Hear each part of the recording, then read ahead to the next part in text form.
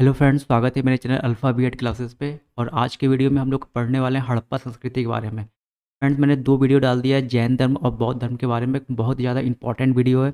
उसमें मैंने थ्योरी के साथ साथ क्वेश्चन भी डाला है, तो आप जाके दोनों वीडियो देख सकते हैं। फ्रेंड्स, आज की वीडियो में हम लोग देखने वाले हैं हड़प्पा संस्कृति। मोस्ट इंपॉर्टेंट टॉपिक रहेगा आपके हिस्ट्री के पोर्शन के लिए। जो 35 मार्क्स का जीके है, उसमें इस टॉपिक से आपको 2 सवाल देखने को ज़रूर मिलेगा। मैंने प्रीवियस ईयर्स का क्वेश्चन भी डाला, आप वो भी वीडियो जाकर के देख सकते हैं।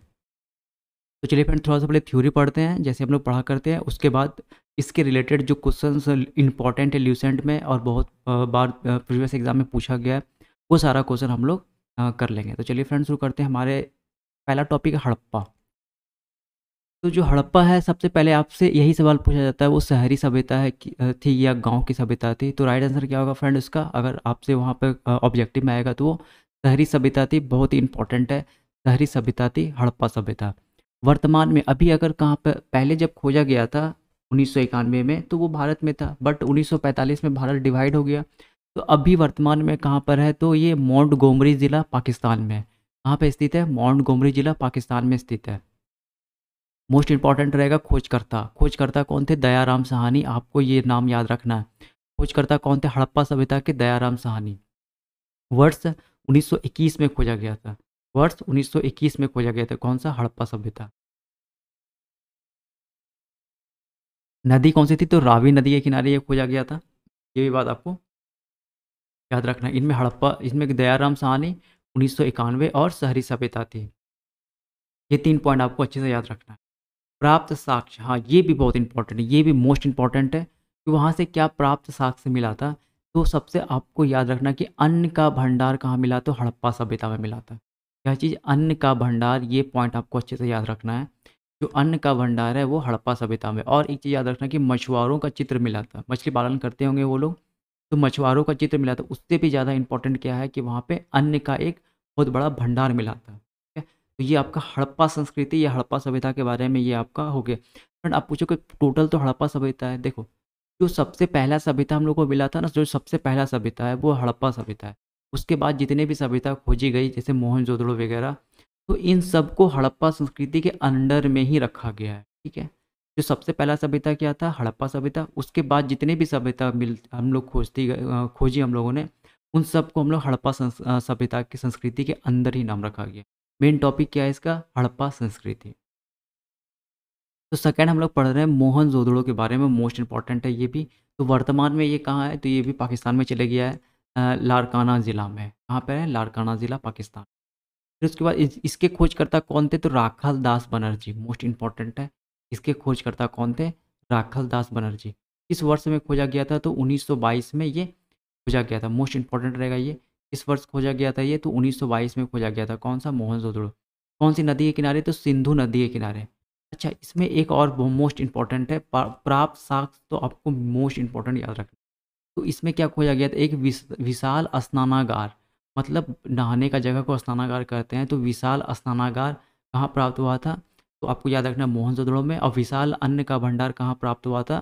तो हड़प्पा हड़प्पा में। 2 बात आपको याद रखना है ये। और खोजकर्ता का नाम राखाल दास बनर्जी, मोहनजोदड़ो, दयाराम साहनी, हड़प्पा सभ्यता, हड़प्पा संस्कृति। तो आपको मोस्ट इंपॉर्टेंट याद रखना है। चलिए अब अन्य प्रश्न इसका देख लेते हैं, जहाँ से सवाल बन सकता है। एक है लोथल स्थल। लोथल स्थल से हमको बंदरगाह देखने को मिला है। वर्तमान में लोथल स्थल कहाँ है? तो गुजरात राज्य में। ये भी बात आपको याद रखना है। वर्तमान में लोथल कहाँ है? तो गुजरात में, ये भारत में है। वहाँ पे हम लोगों को क्या देखने को मिला था? बंदरगाह। कालीबंगा प्लेस है। जुते हुए खेत हम लोगों को वहाँ से, जुते हुए खेत के साक्ष्य प्राप्त हुए हम लोगों को। कहाँ से? कालीबंगा से। लोथल से बंदरगाह। ठीक है। रोपड़, रोपड़ से तांबे की कुल्हाड़ी।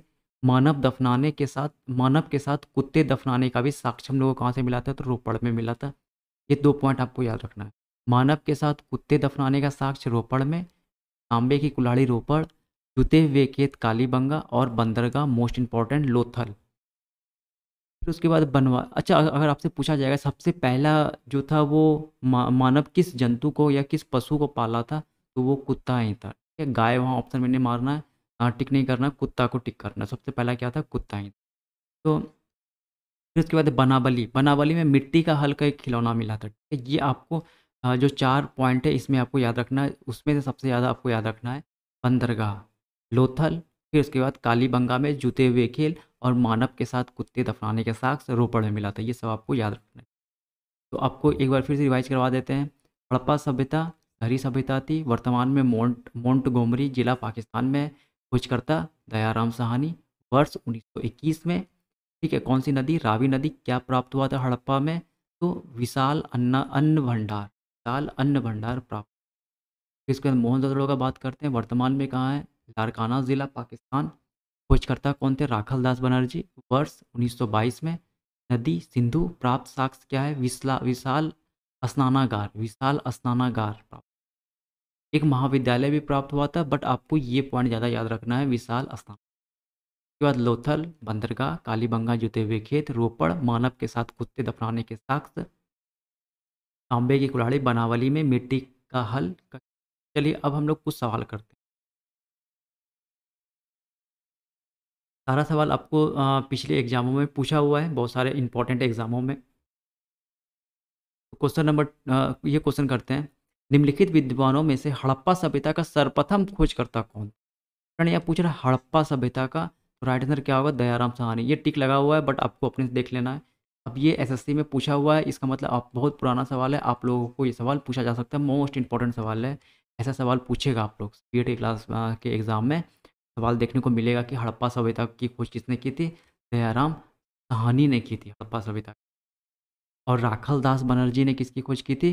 तो मोहनजोदड़ो। 13। Next question. हिंदू सभ्यता का पत्तन नगर बंदरगाह कौन सा था? देखिए इतने बार ये सवाल एग्जामों में आया हुआ है। बीपीएससी 2010 में पूछा, बहुत इंपॉर्टेंट सवाल है ये। पत्तन का अभी तुमने बताए थे, लोथल। लोथल जो है वहाँ का बंदरगाह या पत्तन नगर। फिर नेक्स्ट, पैमानों की खोज ने यह सिद्ध कर दिया कि सिंधु घाटी के लोग माप और तौल से परिचित थे। यह खोज कहाँ हुई थी? तो माप और तौल भी अगर आप ये सवाल देखना चाहते हो देख लीजिए, तो ये भी लोथल में हम लोग को ऐसा साक्ष्य प्राप्त हुआ कि वो लोग क्या करते थे, उस समय भी 1 किलो या 2 किलो का माप या तौल का परिचित थे वो। आज से 5000 साल पुरानी सभ्यता है ये।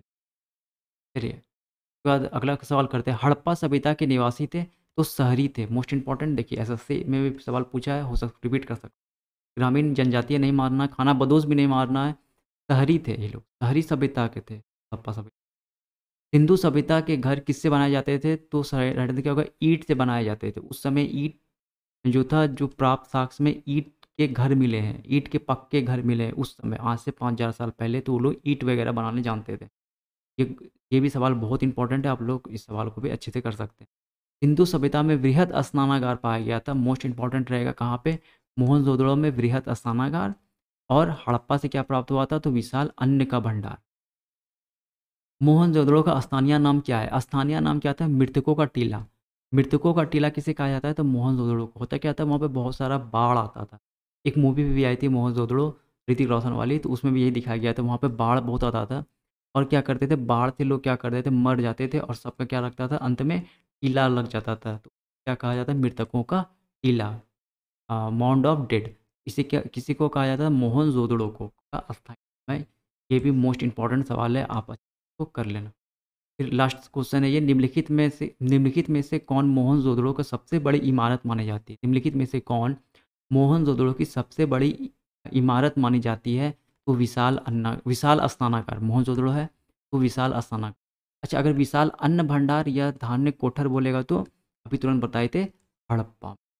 ठीक है, ये सवाल बहुत ही इंपॉर्टेंट था।